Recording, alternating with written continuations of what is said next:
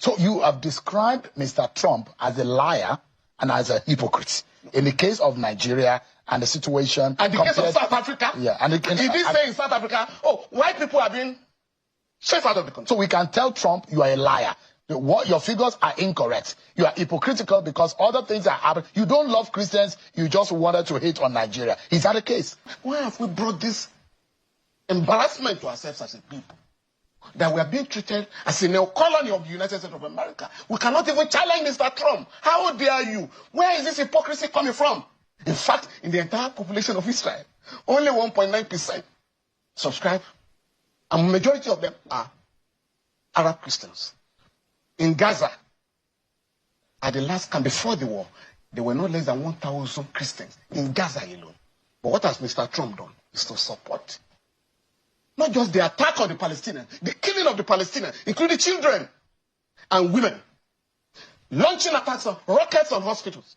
Mr. Trump is supporting the military onslaught on the Palestinian people in spite of the indictment by the International Court of Justice that this is genocide, and by the ICC, this is crimes against humanity. Our sovereignty has been called to question. When another leader of another nation is saying that he's contemplating a military intervention in our country, that those who will question the ability of our own government to take charge of his own affairs, and perhaps there are those who are also saying maybe it's a time for us to all sit up as a people. What are your initial views on what has become a major diplomatic tension as raised by Donald Trump's statement? When I read the statements credited to Mr. Donald Trump, the President of the United States of America, I wasn't in any way taken aback. So you're not surprised? No, he's a guy who has absolute contempt for Africans. That is the reason why he took on South Africa before Nigeria. But those Nigeria and South Africa are the two leading African countries. And so for him, we're either a shithole country or a disgraceful country, or whatever. Now, I'm going to look at the problems from the human rights perspective, not a diplomat. And my own position is that Mr. Trump has lied to the whole world by alleging Christian genocide in Nigeria. So it's a lie. Without any evidence to back it up. Now, he said about 3,100 people have been killed, Christians have been killed in Nigeria. It's unfortunate and nobody can support even the killing of a citizen of this country. But when you look at the narrative of Mr. Trump and match it with what is on ground, the killers, be it terrorists, bandits, kidnappers, armed robbers, and so on and so forth, or people will simply call gunmen, do not care about your religion. And many of them care about the ransom you are going to pay. So it's not about your religion. Now, in the Middle Belt, particularly Benue and Plateau states, where this narrative, this campaign has been persecuted for quite some time, those who are killing there are either killing to expropriate land or killing to feed their animals. When you have open grazing, you know, instead of losing sleep over Mr. Trump's statement, for me, the government has a duty to look inward. Where have you made errors? The government must be honest. According to Professor Jibril Ibrahim, a respected intellectual, he has said that this campaign of Christian genocide in Nigeria has been prosecuted for 8 years without any challenge from the government. Guys are going to the US and coming back, spreading this narrative about Christian genocide in Nigeria without any challenge. Two, if we look at the solutions that have been preferred and agreed upon by members of the political class in Nigeria to address some of these problems. When Governor, now Senator Simon Lalong, was the governor of the Southern Forum, and the late Governor Rotimi Akeredolu SM was the chair. No, when he was the chair of the Northern Forum, and Akeredolu was the chair of the Southern Forum. A separate fora. These two organizations, Governors Forum, or governors forum, the two, agreed that open grazing should be banned in Nigeria. Have they been banned? On my way to Abuja yesterday, I saw cattle on the street of Abuja, on the airport road. Nigeria is the only country in the world. Let me tell you where you find them the most. The 3 arms zone. You find them grazing along the National Assembly Road. That's where you find them the most. Now, so in case you are looking for them. What are the solutions that these guys have preferred? Is there should be ranches established in different parts of the country where you have an enclosure for the animals to graze.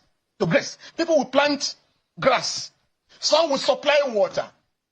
In that enclosure, the children of the herders will go to school. But what is going on is that people will leave Sokoto or even Mali.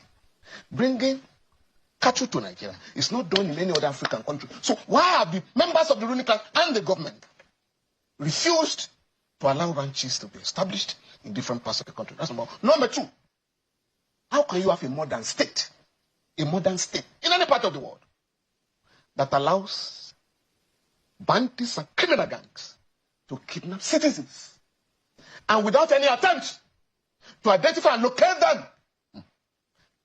Family members of victims of kidnapping are forced to raise huge sums of money, and then you pay bandits ransom. How? How will the government allow that? The moment they're asking for money, they are no longer using, because they have no access to SIM cards. They no longer use their own phone. They will use the phone of the victims to call members of their family. And the members of the families distressed, confused, go to the police or the security agencies. Our loved ones have been kidnapped, and they will ask you, have you been contacted? Yes, this is the number. Today, technology has advanced to the extent that wherever a phone call is made, you can locate a particular place. So what do you expect security people to do? It's not to leave the family members to be looking for money to pay ransom. It is to storm the hideout of the criminals and ensure that you are able to rescue victims of kidnapping. So unless you do that, the business becomes very lucrative. And that is why we're in trouble. So we must look at this problem. Why have we brought this embarrassment to ourselves as a people? That we are being treated as a neo-colony of the United States of America. We cannot even challenge Mr. Trump. How dare you? Where is this hypocrisy coming from? Unknown to most Nigerians, there are more Arab Christians than Jewish Christians. The Jews do not believe in Jesus Christ. In fact, in the entire population of Israel, only 1.9% subscribe, and the majority of them are Arab Christians. In Gaza, at the last camp before the war, there were no less than 1,000 Christians in Gaza alone. But what has Mr. Trump done is to support not just the attack on the Palestinians, the killing of the Palestinians, including children and women, launching attacks on rockets on hospitals. Mr. Trump is supporting the military onslaught on the Palestinian people in spite of the indictment by the International Court of Justice that this is genocide, and by the ICC, this is crimes against humanity. What has Mr. Trump done? So tell Mr. Netanyahu, the Prime Minister of Israel, I want you to destroy, raise Gaza to the rumbles, and then give me the place because I want to build an estate in Gaza. That guy is currently planning to attack Venezuela. 80% of the people of Venezuela are Christian. Not just Christian, they're Catholics. Now, Mr. Trump is planning to attack them. In the United States of America itself, between 2020 and now, 2025, not less than 280,000 people have been killed in America by gunmen. Those of us in the human rights community are also launching an attack on the United States. Stop these reckless killings. Because the gun, they can stop it. But those who are in charge of producing weapons and guns, the NRA, will not allow it. It's a very powerful lobby group in America. On the day that Mr. Trump was threatening to attack Nigerians, I think one church was attacked in one of the states. 5 people were killed and several others injured by a gunman. Mr. Trump did not even make a statement. So the whole thing is hypocritical, is beyond killings in Nigeria. But for us as a people, and for the government of Nigeria, you must now take Mr. Trump's warning as a wake-up call. And I can see evidence of that. The government is now giving information to the public and to the international community of efforts being made to wage a counter-insurgency operation. We are now being told how many people have been taken to court. But we're also getting something very wrong. So, we must also pay attention, sufficient attention, to state governments. You know what? Murder or culpable homicide, kidnapping, armed robbery, and so on and so forth are state offenses. Terrorism, even though a federal offense, as far back as 2016, the Attorney General of the Federation has given fiat to state attorneys general to prosecute promoters, sponsors, and other criminals involved in terrorism. Up to today, no Attorney General has, maybe a couple, has prosecuted people for terrorism. So, for instance, President Bola Tinubu was in Plateau this year. And during his visit, he ordered the Inspector General of Police to arrest all the perpetrators of the mindless violence in that part of the country. In Plateau State alone. A few days later, the Inspector General of Police said 53 suspects have been arrested. So, where are they being tried? From the information at my disposal, maybe 1 or 2 have been tried. So, why is it that the police command in every state, including the FCT, including the police headquarters, even the police headquarters, the leaders, authorities of the police, regularly address press conference, where sometimes even kidnappers or suspected kidnappers, suspected terrorists and others are paraded. What do our attorney generals do? Do you contact the police to send the case files of those who have just been paraded so that we can have them prosecuted? So we must look at this problem holistically. So you have described Mr. Trump as a liar and as a hypocrite in the case of Nigeria and the situation. And the case of South Africa? Yeah. And he did say in South Africa, white people have been chased out of the country. So we can tell Trump you are a liar. Your figures are incorrect. You are hypocritical because other things are happening. You don't love Christians. You just wanted to hate on Nigeria. Is that the case?